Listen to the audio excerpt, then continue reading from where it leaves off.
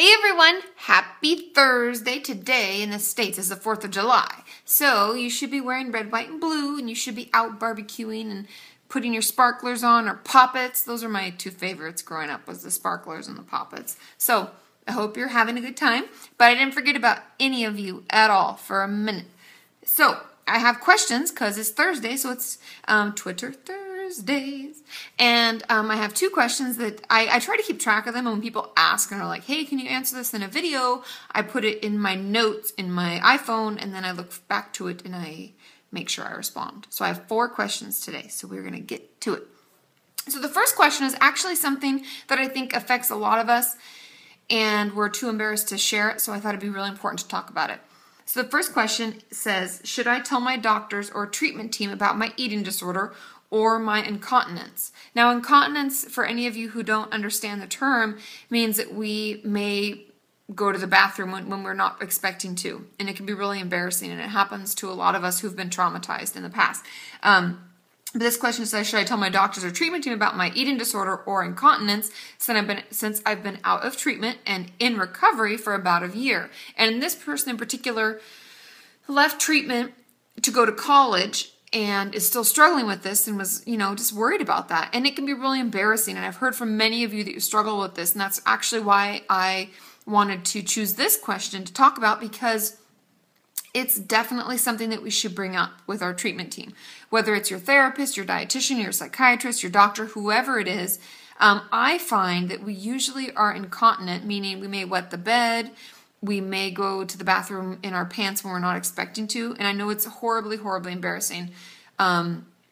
And many of you are probably like, Katie, I can't believe you're talking about this. Oh my God, oh my God, oh my God, stop talking. But it's really important because it usually is based on having a traumatic past. Like we've had something happen to us, and in our mind, it's so hard for it to cope with what's going on that we end up reverting back to a childlike behavior. And that can be bedwetting or going to the bathroom in our pants and we're not expecting to. So I would definitely bring it up because it's something we can work on and that we can fight through to get better.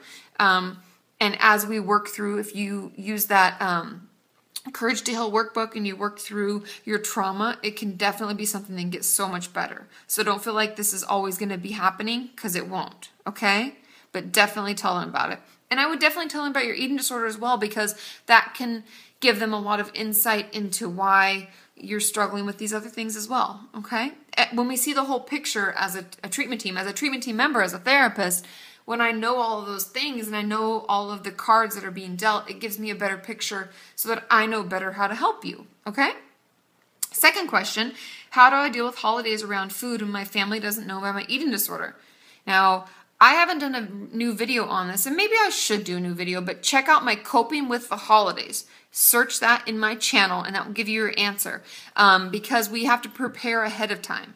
And I love that term, like, I got to prepare ahead. I got to get ready. Like, just the same way that if we're going on a safari in Africa, we'd make sure we got all our shots and we got all our gear that we need, I mean, Sean and I are going to the Grand Canyon, and I'm making sure I have my stuff together for it, right? I got to make sure I got the right shoes and shit to make sure I don't get hurt while I'm there. And we have to do the same thing for events. So if our family doesn't know about eating disorder, we can cope ahead. So check out that video. I have lots of tips in there.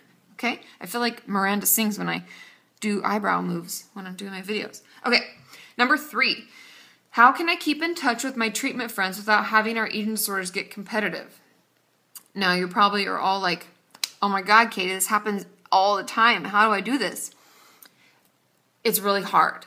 And the best advice that I can give is to work it out so that you are actually competing to get better. And we can kind of turn our eating disorder voice on its head. So we can, in a way, say to ourselves, am I getting better faster than she's getting better? Maybe she's getting better faster than I'm getting better. No, I'm getting better and we can do that. And we can fight that voice that is like, well, she lost weight faster than am I? Wait, no, she's getting this sugar-free whatever horrible food, and I really want this. We should definitely get the one that we want. And, we can kind of fight it.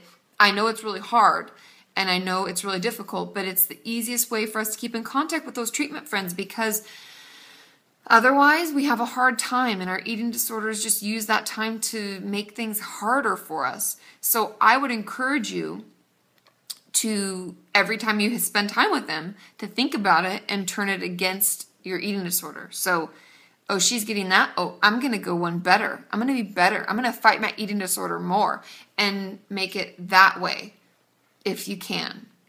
I know it's really hard. And to be truthful, when we do a lot of body image work, in my next eating disorder workbook, which is going to come out after my wedding because things are a little crazy right now. I'm getting married a week from Saturday.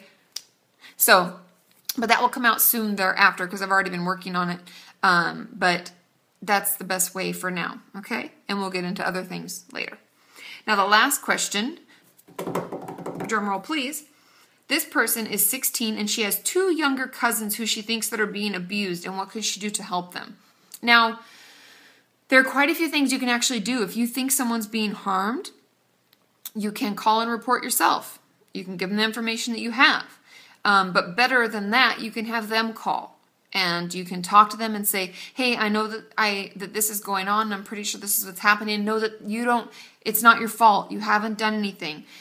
This person is wrong, and they need to be punished for what they've done to you, etc. Right? We can kind of talk them through it and make them feel heard and understood and supported. And you can even say, hey, I'll be here when you make the call. You can call CPS, Child Protective Services in the States. I'm sure there's a version of it in the UK. If any of you are from other countries, you can leave the link to what the places are in your country to call and report abuse. But you can make sure you're there for them. You can report. And you can also just remind them that you're there. If they're adamant about not reporting, they feel really overwhelmed and they're like, how do you know? Who are you? What's going on? Rah. Some people really get really scared about it and they get really nervous.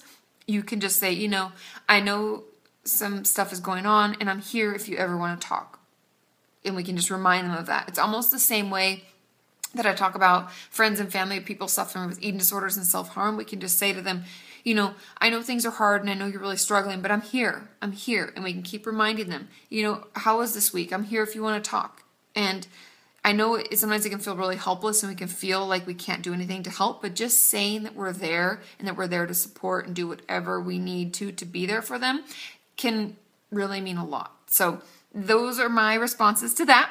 I'm going to get back to the party because it is 4th of July and I'm going to go watch some fireworks and have a cocktail with Sean.